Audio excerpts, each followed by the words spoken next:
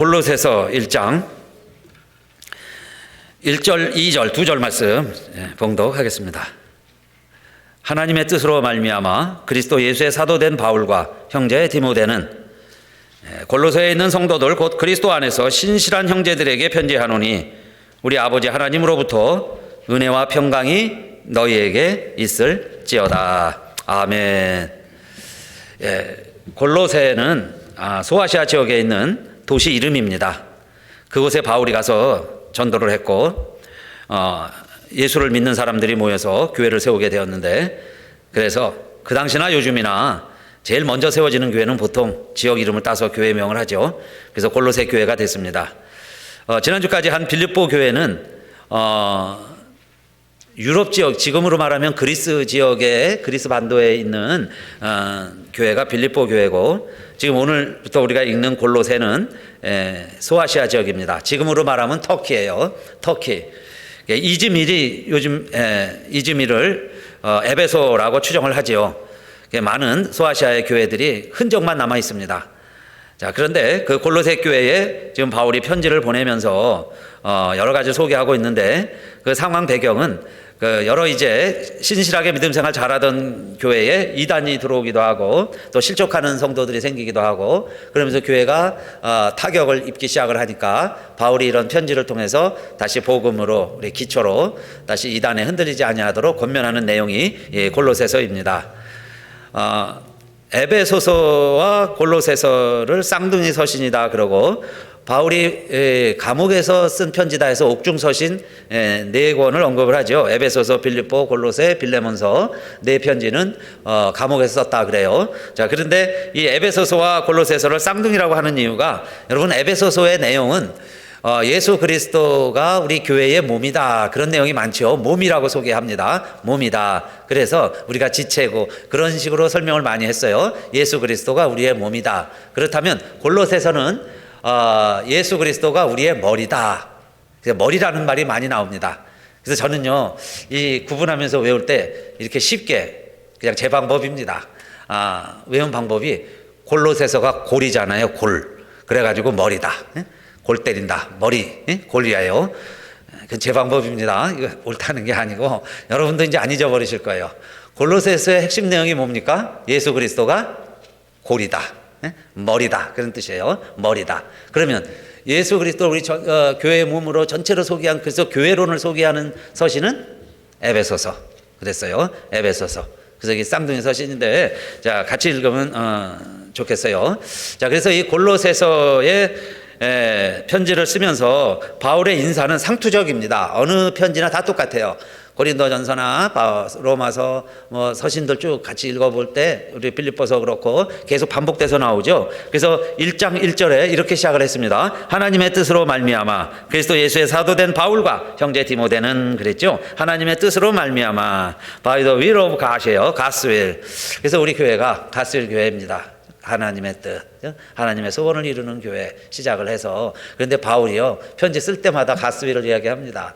그걸 언제 쓰느냐? 내가 어떻게 사도가 됐느냐? 여러분이 어떻게 성도가 됐고 교회가 어떻게 세워졌습니까? 이것은 다 by the will of God이에요. 하나님의 뜻으로 말미암아 저는 사도가 되고 여러분은 형제 자매가 되었고 여러분의 교회가 세워졌습니다. 그 이야기죠. 그래서 하나님의 뜻으로 말미암아 했습니다. 그래서 여러분, 첫째는 내가 누구인가 하는 게 중요하죠. 내가 누구인가. 왜냐하면 내가 누구라고 생각하느냐에 따라서 그렇게 생각합니다. 자기가 생각하는 대로. 내가 왕이라고 생각하면서 자기가 왕인 줄 알고 왕처럼 행동을 하는 거예요. 내가 거지라고 생각하면 사실 거지처럼 생각하고 거지처럼 행동을 합니다. 그래서 내가 누구냐 하는 게 참 중요하죠. 그런데 사람들은 자기가 자기면서도 내가 나를 몰라요. 내가 사람인데 사람이 뭐냐고 물어보면 뭐라고 대답합니까? 정확하게 대답할 길이 없어요. 내가 지구 땅덩어리에 살면서 지구가 뭐냐라고 물어보면요, 내가 사는 데가 지구인데, 근데 지구를 정확하게 객관적으로 누가 설명할 수 있겠어요? 그런 것과 같이 내가 누구냐 하는 게 참 어려워요. 그래서 많은 사람들이 연구하고 결론을 내려주고 쓴 걸 통해서 우리가 인생이 뭔가 하는 걸 조금 알아가는 거죠. 미리 알기도 하는 거고 힌트를 얻기도 하죠. 그런데 여러분, 대부분 실존적으로 생각하고 걱정하고 불안해하고 염려하고 그러는 사람들 공통점이 크게 보면요, 한 세 가지가 있는데 그 세 가지가 내가 누구라는 걸 설명을 하는 겁니다. 우리가 이런 것 때문에 이렇게 살아간다는 거예요. 첫째는 죽음에 이르는 존재입니다. 죽음을 피할 수가 없죠. 그래서 모든 문제들을 죽음 앞에서 해결하려고 하니까 허무주의에 빠지게 되고 죽음을 피할 수가 없는 거예요. 호랑이 등에 탄 것처럼 호랑이 귀만 잡고 있습니다. 그러니까 달려가는 거지. 그죠? 언제 설 줄 모르는 기차에 타고 있는 거예요. 그래서 언젠가는 종착역이 있지만 언제 멎을지는 몰라요. 그 기차에 탄 것처럼 그냥 달려가는 겁니다. 자전거 이론이라고 그러죠. 그냥 페달을 밟으니까 가는 거예요. 이거 페달 밟지 않으면 넘어질 수밖에 없어요. 그러니까 무조건 그냥 페달 밟는 겁니다. 그래서 그렇게 그냥 살아가는 거죠. 그걸 죽음 앞에서 살아가는 우리들의 모습입니다. 그 다음에 두 번째는 죄라는 문제죠. 왜냐하면 사람이 다 온전하지 못해요. 그래서 알고도 짓고 모르고도 죄를 짓는다고 그래요. 그 죄라는 건 또 죄책감이 있습니다. 그래서 사람들은 양심이 있기 때문에요, 죄를 짓고 나면 죄책감을 느끼는 거예요. 그 죄책감도 못 느끼는 게 사실은 또 문제죠. 그런데 우리 모두가 다 이 죄책감, 죄의 문제를 해결하려고 하는데 죄 문제가 해결이 안 돼요. 그러니까 다른 사람 눈은 속일 수 있겠죠. 바꿀 수는 있겠죠. 왜곡은 시킬 수 있겠지만 그 죄 자체를 내가 어떻게 할 수가 없어요. 많은 사람들도 그래서 이 죄 문제, 그 죄의 값, 죄책감 이런 것이 인생이다라고 이야기하는 거고, 그 다음에 세 번째가 고난의 문제죠. 살다 보면 어려움이 있습니다. 어린 애들도요, 조그만 아이들이 학교 가면서 책가방을 고생보따리라고 그러잖아요. 고생보따리. 예? 교과서가 고생보따리입니다. 학교가 고생하러 간다는 거예요. 애들이 뭘 알겠다고. 그래도 그 인생들이 하는 이야기가 인생이 고생이라는 겁니다. 고생보따리. 그런데 우리의 삶이 그런 거예요. 그렇죠? 어려운 역경을 헤쳐가는 겁니다. 힘든 겁니다, 세상이. 그러나 그 세상을 우리들이 뚫고 가는 거예요. 그런데 힘들다고 하는 이야기는 왜 의인이 더 고난을 받는 것 같고, 이 세상은 그렇죠. 불의하게 사는 사람들이 더 의인 행세를 하고 또 오히려 형통하는 것처럼 보이고, 그런 문제들이 인생사라는 겁니다. 인생의 문제라는 거예요. 그래서 오늘 바울은 자, 그런 우리 인생들에게 이렇게 다시 이야기를 하죠. 내가 사도가 되었다는 것은 하나님의 뜻으로 된 겁니다. 하나님의 뜻으로 내가 사도가 되었는데 어떻게 해서 사도가 되었다 그랬어요? 그리스도 예수의 사도된 바울과 그렇게 말합니다. 그리스도 예수의 사도된 바울 그랬으니까 of Christ Jesus인데 여기 of라는 말은 예수 그리스도가 보낸 사도라고도 할 수 있고, 예수 그리스도를 증거하라고 보낸 사도, 목적격이 될 수도 있죠. 그래서 사도라는 말이 요즘 의미로 본다면 엠베세더, 대사라는 말이 제일 비슷할 것 같아요. 대사다. 내가 한국의 대사로 저 모로코에 가 있으면요, 모로코에 있지만 나는 한국을 대변하는 거예요. 한국 정부, 한국 뜻을 대변하는 보낸 사람이에요. 그래서 거기서 한국을 대표합니다. 이것처럼 지금 바울은 원래 예수 믿는 사람들을 핍박하는 사람이었죠. 예수 믿는 사람들을 다 수소문해서 명단을 만들어서 체포해 가는 거예요. 그 일 하러 가다가 예수님을 만납니다. 그런데 그 예수 안에서 그랬어요. 그리스도 예수의 그 말입니다. 그리스도 예수의 사도가 됐다. 그것은 내가 그 예수를 만나서 예수님 때문에 그 예수를 전하라고, 왜? 하나님이 원래부터 그렇게 나를 그 뜻을 따라서 예정을 해서 내가 그 예수 만나서 내가 지금 이 바울 사도 역할을 하고 있습니다. 그게 나입니다. 그게 나 바울인데, 그런 내 바울이 내 형제 디모데와 골로새에 있는 형제들에게 이 안부 편지를 전합니다. 이렇게 시작을 하는 거죠. 그러면 자, 우리 애들도 내가 누구냐 하는 문제를, 이런 문제들 있죠. 지금 말씀드린 뭐 여러 가지 문제들을 뭐 죽음, 뭐 고난, 뭐 죄 문제 이런 걸요, 내가 해결하려고 내가 아무리 노력을 해도 인생은 인생이에요. 그렇죠? 이 문제가 여러분이 얼마나 고민해 보셨는지 모르지만은 아무리 고민한다 해도 별 변화가 없을 거예요.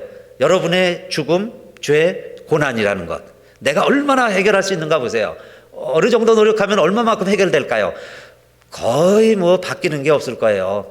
그러다가 어느 순간 기차가 머물고 호랑이가 점프 아무리 다 뒤집어 내리는 거예요. 떨어져 내려야 돼요. 자, 그런 인생을 우리들이 살아가고 있는데 그 이야기입니다. 그러면 바울이 오늘 자기소개하고 뭐 이렇게 하는 편지 읽으면서 이게 우리에게 도대체 무슨 의미가 있겠느냐 이겁니다. 근데 여러분, 저는 여기서 예수의 사도가 되었다 하는 말은 중요한 이야기죠. 예수의 사도다. 그런데 그 예수가 누구냐면 자기가 핍박하던 사람이에요.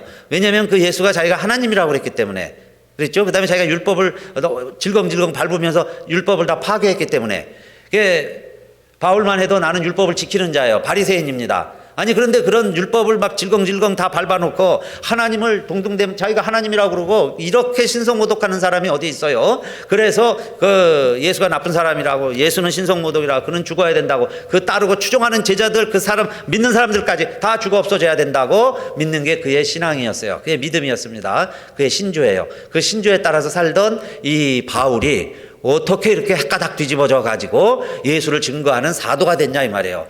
대사가 됐다고, 자기는 예수가 보낸 대사다, 예수를 증거하라고 보낸 나는 대사야, 이러면서 어떻게 이렇게 증거하게 됐습니까? 결정적인 그 바울이요, 그렇게 변화가 된 계기가 있는데 그것을 바울은 뭐라고 소개하냐면요, 이렇게 소개하는 겁니다. 그 예수가 누구라는 거예요. 사실 예수를 바울은 생전에 본 적도 없어요. 다른 제자들처럼 밥같이 먹은 적도 없습니다.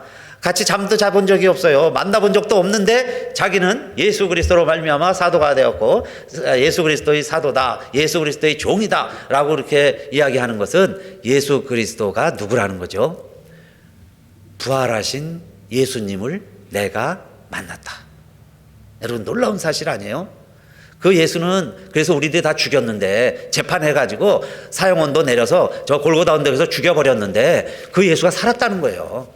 살아났는데 어느 날 내가 그 예수 추종자들, 이 나라에 폐역하는 전염병 같은 사람들이죠. 그래서 내가 다 잡아서 드려야 되는데 그 예수를 내가 만났어요. 그런데 보니까 예수가 살았다는 겁니다. 그러면 예수가 진짜 살았다면은 이 사람 말이 다 맞는 거 아니냐? 이게 깨달아진 거죠. 그래서 평소에 그가 하던 말이 다 기억이 나고 그가 맞다는 거예요. 그래서 이제는 내가 너희를 죽인다, 이제 거꾸로 너가 죽어야 돼. 그래도 바울은 뭐라고 이야기하냐면은 예수는 살았다. 왜냐하면 이걸 내가 증언하지 않을 수가 없어요. 부활한 예수를 만났으니까, 그렇죠? 부활한 예수님을 내가 만났으니까. 그래서 내가 예수의 사도가 되었다. 그 말은요, 예수가 부활하셨는데 그 예수를 내가 만났다. 내가 이제 예수 부활하셨다는 게, 예수 부활한 걸 나는 믿습니다, 그 이야기죠. 그러면 오늘날도 여러분, 내가 누구냐 이 말이에요. 내가 누구냐. 그러니까 우리가 진정으로 부활하신 예수님을 우리가 믿기 전에는, 내가 부활한 예수님이 믿어지기 전에는 진정한 내가 아니죠. 그냥 내 신념, 내 확신, 무언가의 이데올로기, 이 시대 사조에 따라서 나 떠내려가는 거예요. 그냥 같이 함께 달려가는 거예요. 무서운 기차 타고요, 막 그냥 비행기 타고 날아가듯이 막 날아다니고 있습니다. 근데 왜 가는지 어떻게 가는지도 모르고 그냥 날아다니는 것과 똑같아요. 그런데 우리가 어느 날 뭐가 믿어지느냐? 예수가 부활하셨다. 할렐루야.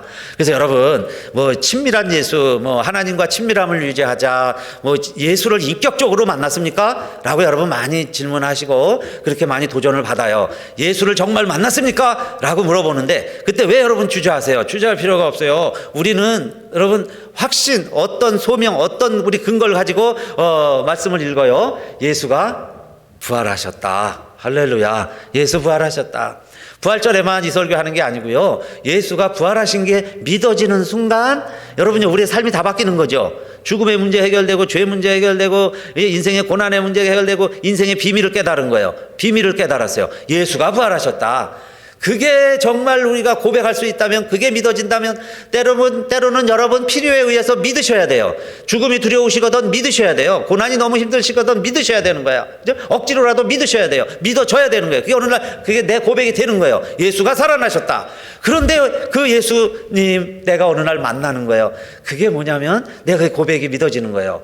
그럴 때 그 고백이 믿어지니까 그 예수는 부활했다고 나도 이제 전하게 되는데, 그때 전하면서 새롭게 살아가는 내 인생, 그게 진짜 나의 나된 내 모습이요, 하나님이 계획하신 나의 모습이라는 겁니다. 나의 모습. 그러니까 이 세상에서 너무 불안해하지 말고 죽음 두려워하지 말고, 그 말이에요 여러분. 좀 가난하고 힘들고 어렵고 돈 없고 백 없어도 그 말입니다. 하나님의 뜻이 있어요. 어떻게 우리를 쓰시겠다는 놀라우신 하나님의 계획이 있습니다. 그 계획을 가지고 살아가는 사람이 진짜 멋진 사람이죠. 그 비밀을 내가 알았어요. 그러니까 이제는 어떤 형편 속에서도 그 말이에요. 나는 누구냐 이 말입니다. 나는 예수 믿는 사람이다. 나는 예수 안에서 새로운 피조물입니다. 부활을 믿습니다. 부활이 믿어집니다. 얼마나 감사해요. 나 부활을 믿습니다. 부활, 예수님이 부활해야 나도 다시 살지요. 그러니까 내가 다시 살고 싶으면 예수 믿으세요. 예수 믿어줘야 돼요. 예수만 믿으면 나도 다시 사는 거예요. 그 다음에 여러분 고난 있고 힘들고 어렵잖아요. 세상이 너무 불공평하죠. 너무 억울합니다 세상이. 그러니까 예수 믿어야 되는 거예요. 예수 믿고 좀 공정한 세상 맛보고 공정한 세상을 이루어보고, 여러분 우리가 그 세상 살아가면서 함께 하나님 일 하는 거 아니겠어요? 그러니까 예수 믿어야죠. 예수 믿으시는 거예요. 부활하신 예수님을 믿자, 그 이야기입니다. 그래서 바울은 내가 예수 핍박하던 사람인 거 여러분 다 아시지만 예수 안에서 내가 사도입니다. 그렇게 얘기하는 것은 바울이 고린도전서 15장이 부활장이잖아요. 부활장 소개하면서 자세히 설명을 했습니다. 예수는 성경대로 우리 죄를 위하여 돌아가셨다가 성경대로 사흘 만에 다시 살아나셔서 게바에게 보여주시고 12제자가 보여주시고 500의 형제에게도 보여주시고 동생 야고보에게도 보여주시더니 만삭되지 못해서 나 같은 자에게도 보여주셨습니다. 나에게도 나타나 주셨습니다. 나도 만나 주셨습니다. 그 고백이죠. 그러니까 나도 부활하신 주님을 만났습니다. 나도 부활의 주님을 믿습니다. 그렇게 고백을 하면서 이제 누가 나를 정죄하려, 누가 나를 판단하리요? 사망이냐? 무엇이라도 누가 나를 감히 정죄하겠느냐? 담대하게 증거하는 것이 고린도전서가 됐어요. 그래서 여러분, 첫째, 자, 우리가 누구냐 하는 겁니다. 우리는 어떤 형편 가운데 있든지 바울처럼 내가 주님을 만났을 때 내 모습이 나예요. 내가 바라는 게 나도 아니고요. 세상 사람들이 평가하는 내 모습이 나도 아니에요. 하나님이 뜻하셔서 지금 나를 계획하고 계신 바가 있어요. 그 모습대로 살아가는 그 모습이 진정한 나다. 그게 나일 것이다. 그렇게 여러분, 그게 믿음 아닙니까? 그 믿음으로 자 살아가고 있는 나 바울은 그 다음에 이야기하죠. 두 번째로 형제 디모데와 골로새에 있는 형제들에게 편지한다 그랬어요. 그 다음에 주변에 있는 사람들은 또 누가 된 거예요? 나는 주님이 부르셔서 주의 길을 가고 있고 주변에 있는 사람들도 나의 형제들입니다. 디모데도 내 형제라고 그랬고, 그 다음에 두 번째 보니까 골로새서 1장 2절 골로새에 있는 성도들 그랬죠. 골로새에서 있는 성도들이 누구냐? 곧 그리스도 예수 안에서 신실한 형제들에게 편지하노니 우리 아버지 하나님으로부터 은혜와 평강이 너희에게 있을지어다. 그러죠. 골로새에서 여기 성도들 신실한 그런 말은 Holy and faithful brothers예요. Holy and faithful. 내 형제들이다 다 브라더. 이제 예수 믿는 사람들은 예수 안에서 왜 한 아버지 하나님으로 말미암아 우리가 하나님의 자녀가 되었으니 우리 모두는 다 형제들이다 그 이야기죠. 그래서 이 표현이 똑같아요. 다른 서신도 다 마찬가지인데 고린도전서 1장 2절 보면 고린도에 있는 하나님의 교회 곧 그리스도 예수 안에서 거룩하여지고 성도라 부르심을 입은 자들과 그런 말로 설명을 했죠. 그러면서 각처에 있는 우리 주 곧 저희와 우리 주 대신 예수 그리스도의 이름을 부르는 모든 자들에게 그럽니다. 예수 그리스도의 이름을 부르는 모든 자들이 우리의 형제들이다. 어디에 있든지 각처에 있든지 예수 그리스도의 이름을 부르는 우리는 모두가 다 형제들이다. 그래서 야고보서는 그렇게 표현을 합니다. 세계 각국 전국에 흩어져 있는 우리 성도들을 12지파에 흩어져 있는 우리 형제들에게 고난오니 시험만 나가든 기쁘게 여기십시오. 그렇게 얘기합니다. 그러니까 전 세계에 흩어져 있는 우리 모든 그리스도인들을 형제 자매들이다. 그런데 그들을 자 그렇게 받아주어라. 그들이 다 우리의 형제 자매들이다. 그렇게 영접하여라. 마치 어떻게 우리가 그렇게 해야 하냐 하면 주님이 우리를 영접해 주신 것처럼 여러분들도 여러분의 형제 자매들을 그렇게 영접해 주어야 서로 받아주어야 하나님께 영광이 되고 우리 모두가 다 하나님을 아버지라 부르는 형제 자매가 되는 것입니다. 그 이야기죠. 한 마음과 한 입으로 그랬고 히브리서 2장 11절에도 거룩하게 하시는 자와 거룩하게 함을 입은 자들이 다 하나에서 난지라 그랬어요. 그러니까 주님도 우리도 결국은 하나에서 났다. 한 아버지에게서 우리가 태어난 형제 자매들이다. 그 말입니다. 그래서 서로 받아주어라 그랬는데 이 받아주라는 것은 사실 우리들이 다 그래도 부족하고 예수 믿어서 의롭다고 인정받은 거지 의로워진 게 아니죠. 예수 안에서 우리가 성화되어 가려고 노력하는 거지 다 성화되질 않았어요.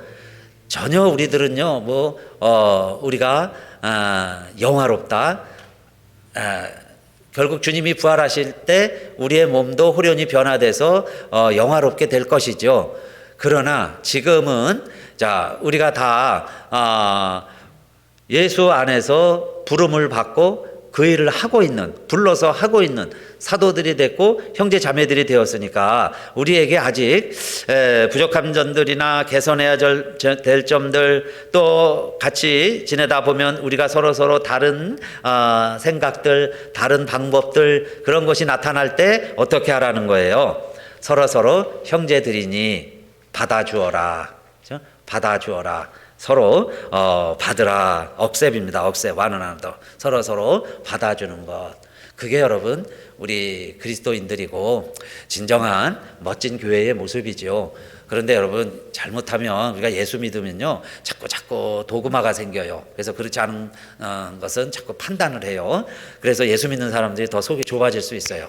그런데 정말 예수 믿는다는 건 뭐냐? 형제 자매 의식을 가지고 한 하나님 아버지를 섬기는 우리 모두 다 형제 자매다.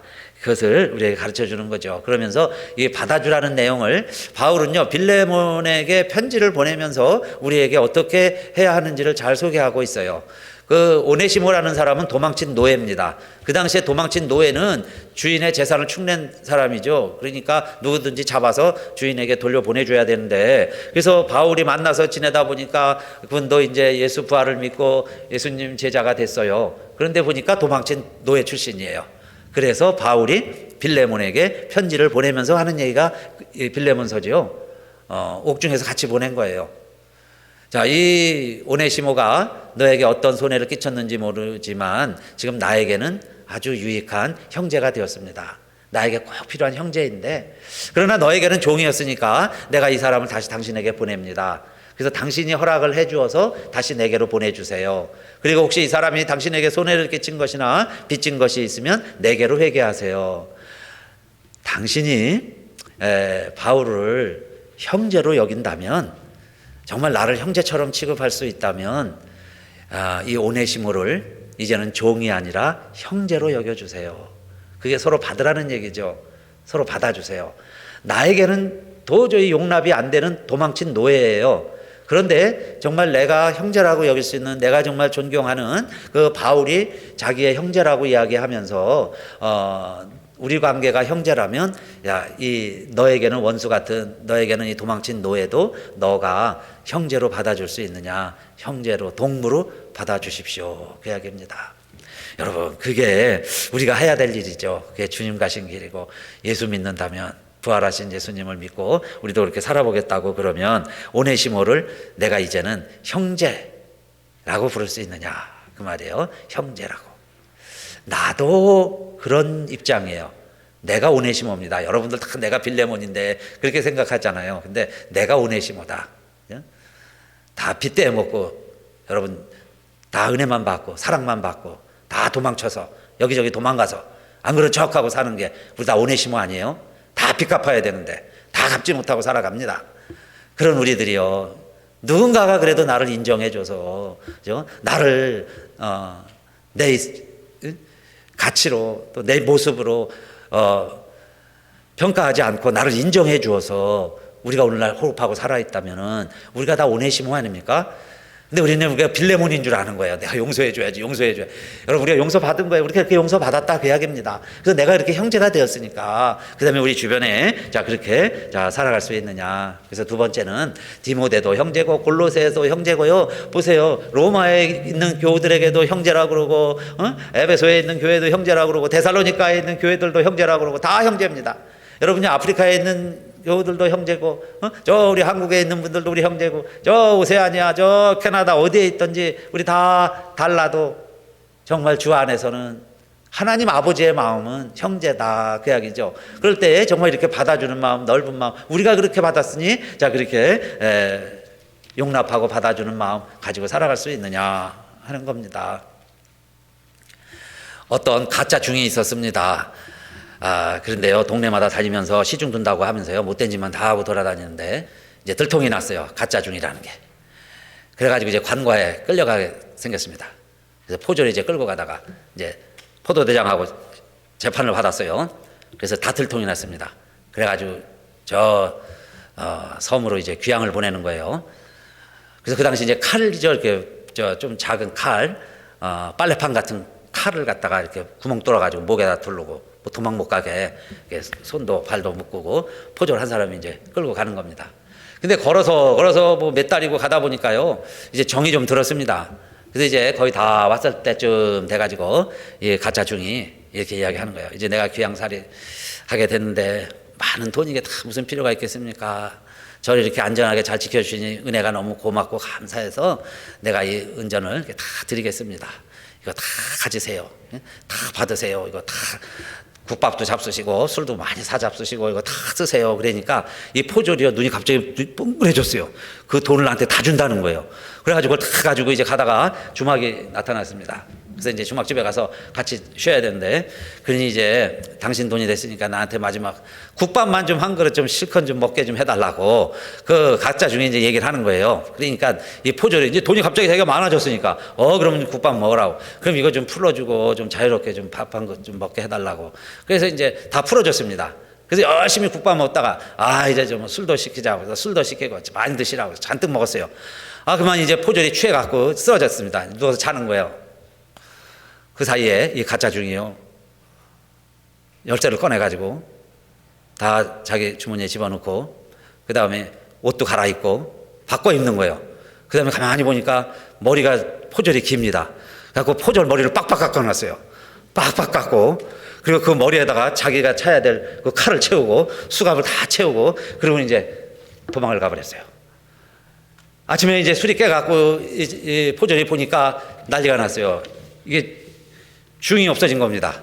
그래서 중 어디 갔냐고 막 소리 지르고 차니까 사람들이 막 웃으면서 저 중이 이제 거짓말 하는 줄 아는 거예요. 야, 이 중놈아, 너 거짓말 하지 말아라. 그러는 겁니다. 근데 보니까 중은 없어졌는데 사람들이 나보고 중이라는 거예요. 그래서 거울을 보니까 자기가 중이에요. 머리를 빡빡 깎고 중복을 입고 있는 겁니다.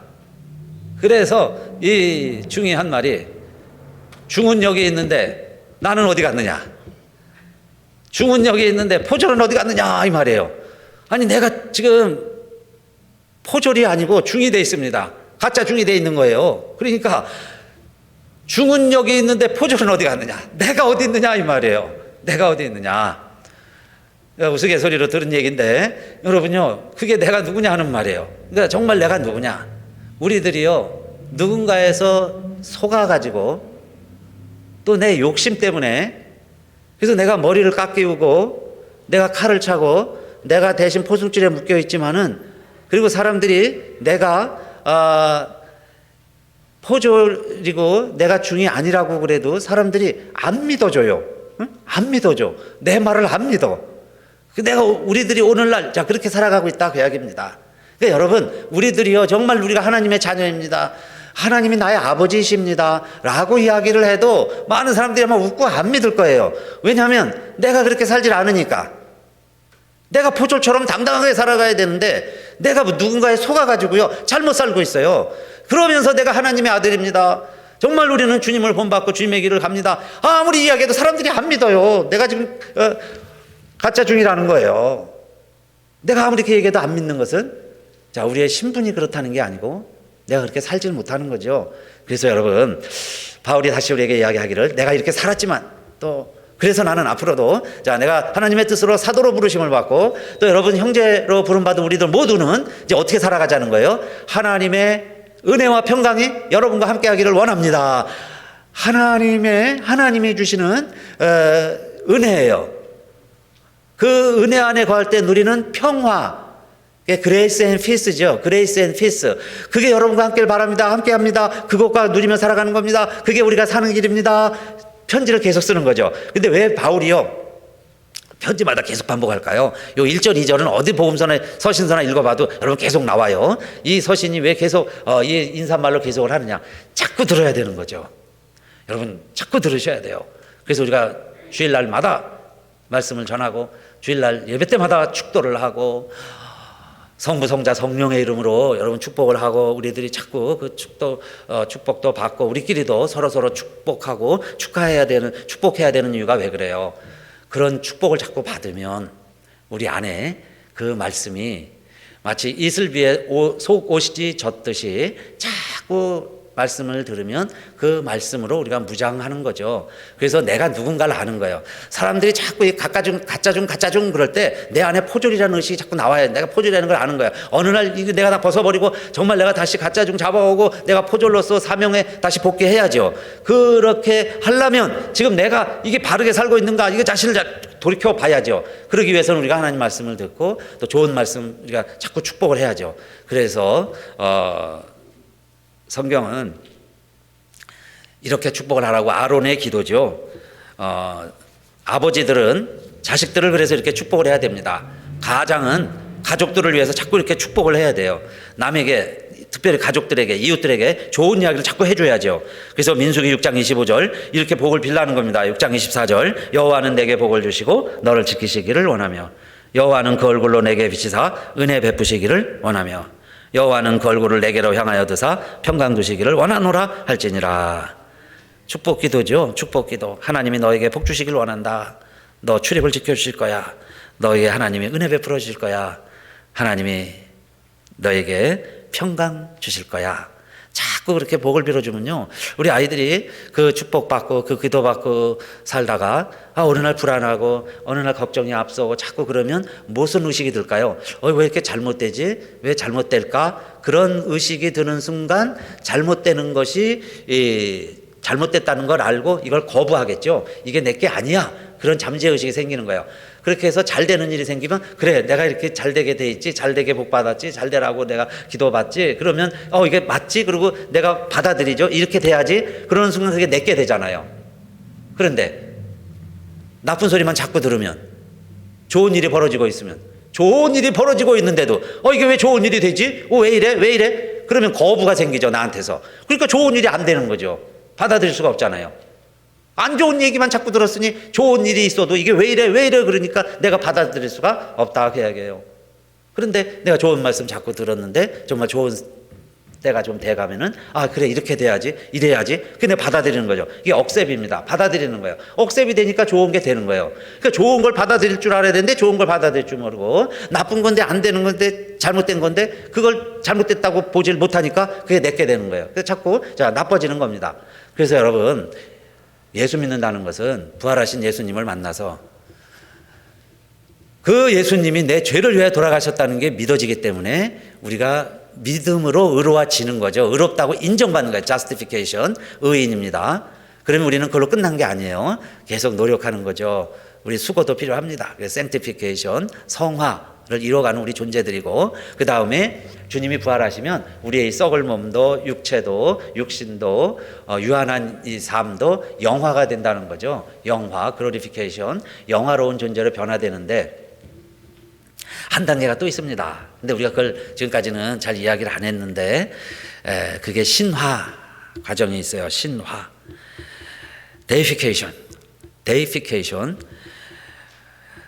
아타나시우스나 이레니우스 2, 3세기의 교부들은 이 이야기를 많이 했습니다. 예수 그리스도를 믿고 구원받은 궁극의 목적은 신화, 데이피케이션이다. 하나님 같이 되는 것이다. 하나님 같이 된다. 오해의 소지가 있어가지고요. 이게 종교개혁으로 넘어오면서 이런 이야기들을 잘 안 해서 그런데 우리가 다시 성경의 메시지니까 발굴을 해야죠. 그렇게 해갖고 이 복음이에요. 이걸 우리가 다시 선포를 해야 되는데 우리가 왜 신화가 가능하냐 하면 그렇게 이야기를 합니다. 하나님이 사람이 되신 것은 사람으로 하나님 되게 하기 위함이다. 이게 교부들의 정의예요. 왜 하나님이 인간이 됐습니까? 하나님이 그냥 인간 세상 소풍 오고 구경하기 위해서 하나님이 인간이 된 게 아니고 인간들 그렇게 하나님 되고 싶어 하는데 그 인간들이 하나님 될 수 있는 길을 열어준 것이 인카네이션, 하나님이 인간이 되신 것이다 그 이야기예요.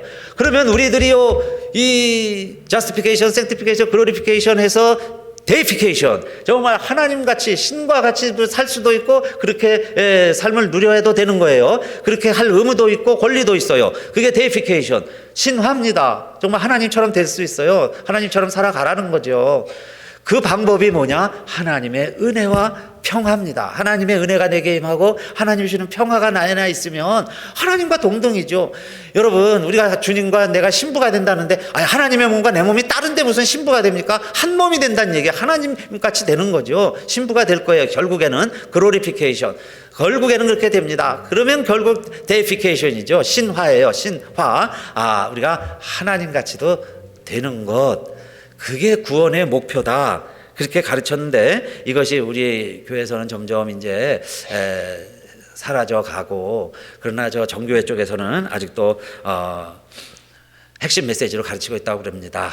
그래서 여러분, 오늘 바울이 골로새서를 쓴 목적은 저는 신화라고 생각해요. 그렇게 여러분에게 말씀을 드려요. 우리들이 왜 예배드리고, 왜 우리 잘못하면 뉘우치고 회개해야 되고, 왜 좋은 것은 억셉하고 받아들이고 그렇게 살아가야 되느냐. 우리는 누구라는 거예요? 하나님의 아들이다. 신의 아들이다. 여러분요, 신의 아들은 옛날엔 황제밖에 없었어요. 근데 이제는 누구나 그리스도 안에 있으면 다 하나님의 아들이 된다는 거예요. 황제보다 더 귀한 존재들이 됐으니까. 그 다음에 우리는 누구예요? 신의 아들이다. 신의 아들이라는 건 신이라는 얘기죠. 하나님이라는 이야기예요. 우리가 하나님같이도 살 수 있는 거예요. 누구 안에서? 예수 안에서. 왜? 예수님이 하나님이셨으니까, 하나님이 인간이 되셨으니까. 그렇다면 우리 인간도 예수님처럼 산다면 하나님처럼도 살 수 있어야 되는데, 그 이야기죠. 하나님처럼 살아갑시다. 그 이야기입니다. 그러면 이 큰 은혜를 받았으니 이 평화를 우리가 누린다면 그 이야기예요. 그러면 내가 하나님이다 하면요, 여러분, 내가 그냥 왕처럼 뭐 군림하면서 살라는 게 아니에요. 내가 그러면 어떻게 살라는 거죠? 그래서 시편 116편 12절에 여호와께서 내게 주신 모든 은혜를 무엇으로 보답할꼬. 시편도 그렇게 고백을 하죠. 하나님이 내게 베풀어 주신 은혜들이 너무 많아요. 그러면 내가 이제 어떻게 살아가야 되겠어요? 내가 구원의 잔을 들고 여호와의 이름을 부르며 여호와의 모든 백성 앞에서 나의 소원을 여호와께 갚으리로다. 성도의 죽는 것을 여호와께서 귀중히 보시는도다. 여러분, 12절에서 이 모든 은혜를 내가 어떻게 갚을꼬 하면서요, 막 구원의 잔을 들고 여호와의 이름을 부르고 내가 하나님과의 약속을 지키며 살아가겠습니다 막 소원을 하는데, 여기 갑자기 성도의 죽는 것을 여호와께서 귀중히 보시는도다 하면서 죽음 이야기가 갑자기 또 왜 나올까요? 이 이야기는 죽음은 이제 별거 아니라는 겁니다. 언제 죽든지, 언제 주님이 나를 부르시든지 이미 내가 하나님과 동행하는데요.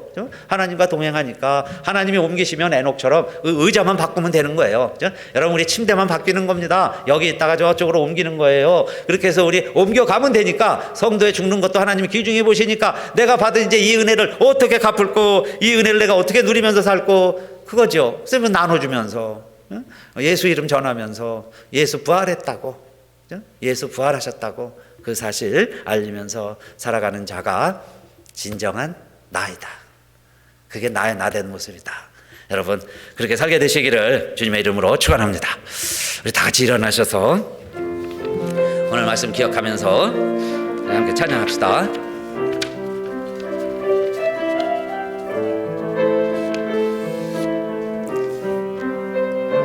악보가 편하신 분들은 주보에 악보 있습니다.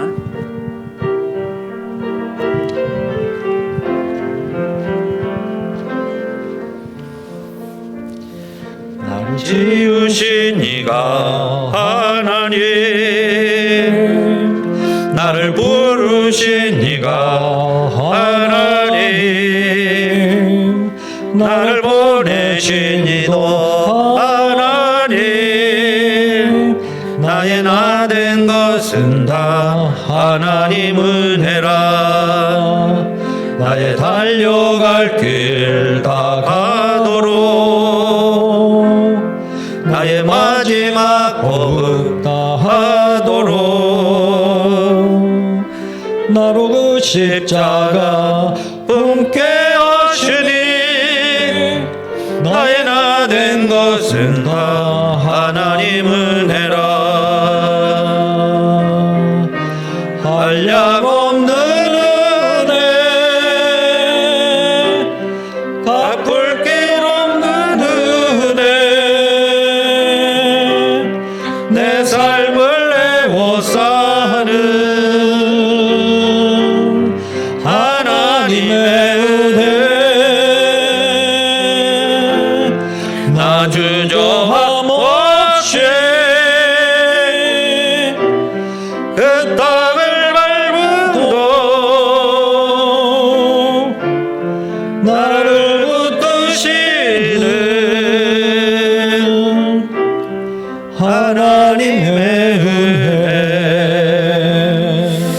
기도하겠습니다. 우리 함께 같이 기도했으면 좋겠어요. 우리가 서로 복을 빌어줄 때 그 복이 내게 임하는 것처럼 우리가 서로 축복하면서 살 때 하나님의 마음을 이해할 수 있어요. 잘 되기를 원하는 하나님의 마음. 그런데 우리가 그렇게 살지 못하면 그게 하나님의 영광을 가리우게 되고, 내가 나답지 못할 때 하나님의 영광을 가리우는 겁니다.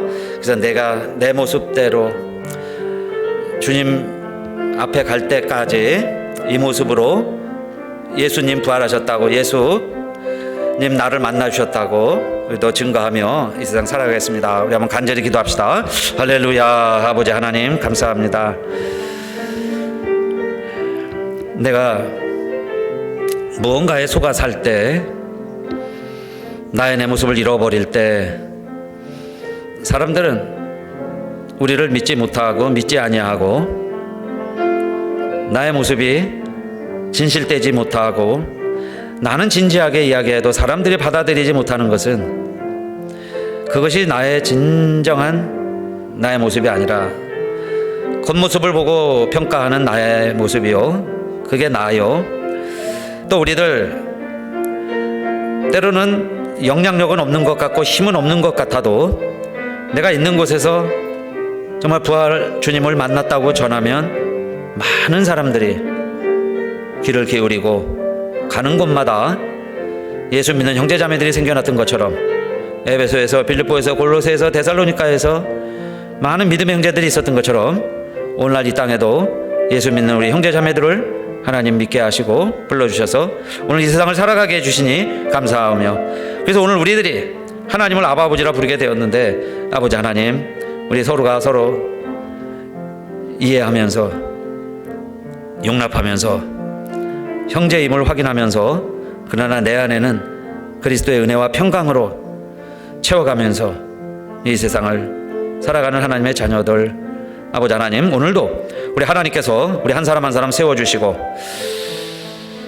하나님의 자녀로 다시 우뚝 세워주시는 것이 우리 아버지 하나님 기뻐하시는 뜻인데, 우리 하나님의 자녀 모습을 회복하는 이 예배 시간 되게 하시고, 이제는 아버지 하나님 정말 우리가 싫어하던 것, 악은 모양이라도 버릴 수 있게 하시고 입 밖에라도 내지 않게 하시고, 아버지 하나님 정말 우리가 하지 말아야 될 것들은 흉내도 내지 말고 모양도 취하지 아니하고, 우리는 정말 내 호흡까지도 하나님을 위하여 해야 하는 것처럼 하나님 앞에서 바르고 정직하게 그 뜻대로 살아가려고 노력할 때, 우리의 영향력은 사람들의 평가는 미미할지라도 오직 하나님 아버지는 크게 기뻐하시고, 오늘날 우리들을 이 땅에 세우신 목적을 우리들이 다 감당하며 짧은 인생이지만 가장 지혜롭고 가장 보배로운 내 삶이 될 줄로 믿사오며, 오늘도 우리 있는 곳에서 예배드리고 내 가정을 지키고 우리의 삶을 충실하게 채워가는 우리 하나님의 자녀들 한 사람 한 사람 위에 하나님 아버지의 은혜와 평강이 가득하게 하여 주시옵소서. 이제는 우리 주 예수 그리스도의 은혜와 하늘 아버지의 그 크신 사랑과 성령의 감동 감화 인도하심이 오늘 예배드리는 우리들 모두에게 이제로부터 영원히 함께 하옵시기를 간절히 축원하옵나이다. 아멘.